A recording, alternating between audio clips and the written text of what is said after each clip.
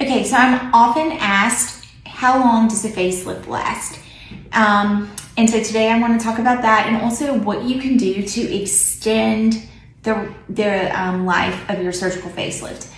So facelifts last typically about 10 to 15 years. Whenever we perform them, you are going to be reset to about that amount younger than the rest of your peers. You do continue to age, the skin continues to lose collagen and elastin, you continue to lose fat and bone in areas that you otherwise would like your face to be fuller. But you are reset to 10 to 15 years younger than your peers.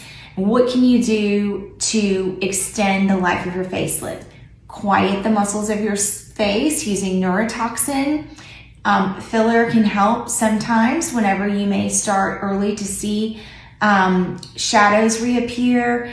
And then also taking really good care of your skin with medical grade skincare, resurfacing. We've recently added microneedling to our office. All of these things help your facelift last as long as possible before it's time for another one. Thank you for watching.